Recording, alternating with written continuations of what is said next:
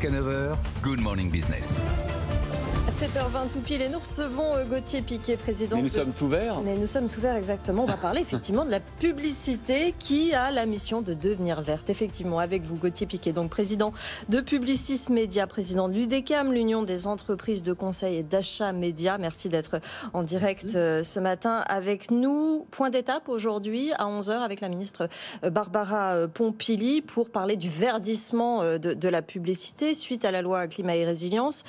Vous préparez comment et vous en attendez quoi de cette réunion ? Je pense qu'on se prépare de façon collective depuis plusieurs mois. On a bien travaillé avec l'ensemble des fonctions ministérielles qui étaient partie prenante de cette loi climat résiliente. Donc ça fait depuis un peu plus d'un an que l'ensemble du marché a travaillé vraiment à ce projet de loi. Donc là, ce que l'on attend aujourd'hui, eh bien tout simplement, c'est un calendrier, une méthodologie.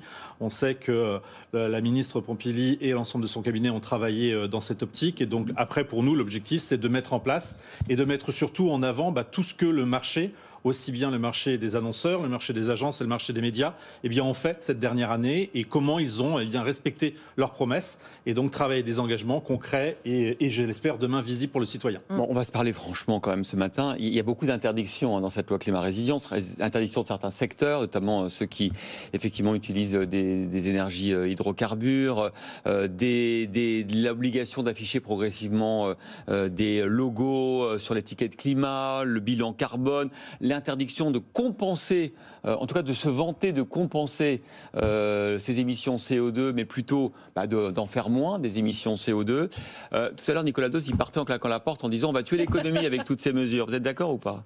Non, je pense qu'il faut trouver le bon modèle. De toute façon, la publicité, elle ne se réveille pas un beau matin en se disant on va devenir, comme vous le disiez, vert. La publicité et l'ensemble des acteurs de la publicité ont toujours une démarche responsable, une démarche à un moment d'être acteur de la transition écologique. Maintenant, on est face à une urgence et il faut aller beaucoup plus vite et beaucoup plus loin. Donc je pense que on trouvera toujours une solution à un moment de modèle hybride qui respecte aussi bien notre rôle de participer à l'économie de la France, participe à sa relance, on participe à sa bonne forme et c'est important. Et de l'autre côté, oui, vous avez raison, il y a une urgence climatique à laquelle nous devons répondre en acteurs responsables et donc il faut prendre des décisions qui soient plus visibles, mieux comprises par le citoyen et c'est ça tout notre enjeu. Ce n'est pas être acteur coupable, mais plutôt de passer acteur responsable. Mais le diable va être dans les détails. Ce fameux logo là de l'étiquette climat, c'est quoi les critères ? Qu'est-ce qu'on va mettre dedans ? Et c'est quand même compliqué selon ce que vous allez décider aujourd'hui, dans cette première réunion.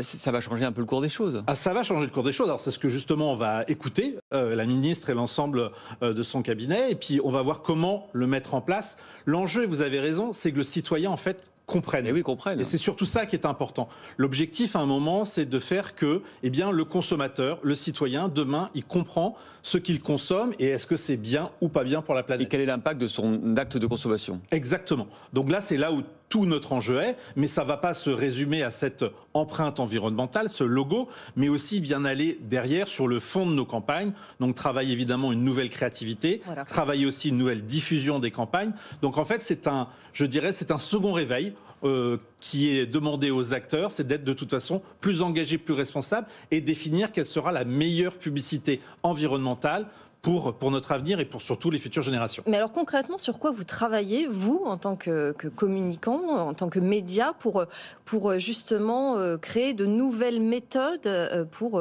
vendre des produits au final ? C'est une très bonne question. Je pense que dans cette discussion qu'on a eue pendant un an, nous a offert cet enjeu de code de bonne conduite et d'engagement volontaire. Et l'ensemble des acteurs, aussi bien la filière communication, donc l'ensemble des agences et des acteurs de la publicité, mais aussi les annonceurs via l'UDM, et via le programme FAIR ou encore l'ensemble des médias, ont travaillé à des engagements concrets, c'est-à-dire de se dire comment est-ce que l'on pouvait optimiser par exemple la diminution des gaz à effet de serre sur la diffusion des plans médias, comment est-ce qu'on pouvait travailler à un meilleur code de bonne conduite créatif, donc c'est-à-dire envoyer de meilleurs messages créatifs, être plus pédagogue, expliquer aux citoyens comment est-ce qu'on pouvait aussi travailler la production, donc faire que les productions des publicités soient moins, je dirais peut-être polluantes et donc plus engagées. Donc on a pris plein d'engagements et ces engagements, évidemment, on va les tenir et mettre en place des plans de suivi, des KPIs pour être sûr qu'on soit vraiment dans une démarche de progrès. C'est un peu, en ce moment, un peu de la bonne parole de tout le monde, Gauthier Piquet, parce que est-ce qu'en termes de communication, vous êtes un communicant, est-ce que vous en faites pas trop dans les pubs ? Quand on voit que toutes les pubs pour les voitures, désormais, c'est des véhicules électriques ou hybrides, alors que c'est pas du tout la réalité du marché. Quand on voit qu'il n'y a pas un message publicitaire, où il n'y a pas justement un message sur la transition, ou sur le côté... Les gens sont pas dupes, ils savent bien que c'est, ce qu'est de la pub. Est-ce que justement, c'est pas en train de devenir contre-productif tout ça? Est-ce que d'en faire trop ne tue pas un peu le message? Alors je pense qu'il faut justement en faire, c'est pas trop, mais il faut le faire sûrement mieux. Après, la publicité, elle doit rester publicité. Il ne faut surtout pas à un moment mélanger le sens des messages.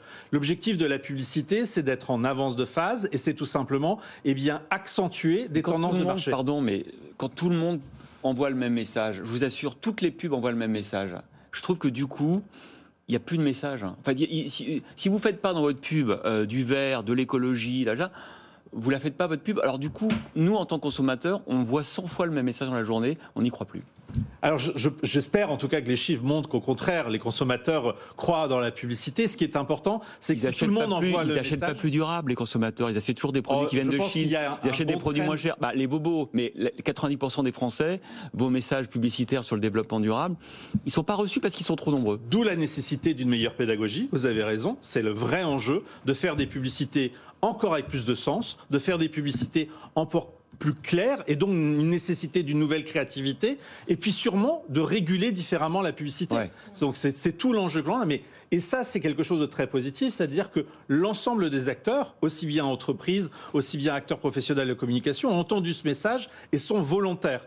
C'est-à-dire que n'attendent pas une loi de restriction, n'attendent pas un moment d'avoir uniquement le couteau sous la gorge, mais ont décidé de faire différemment, de faire mieux. C'est tout simplement ce qu'on appelle des démarches de progrès. Réunion à 11h, donc Réunion avec 11h. Barbara Pompili. Merci Gauthier Piquet d'être venu avec nous ce matin dans Good Morning Business.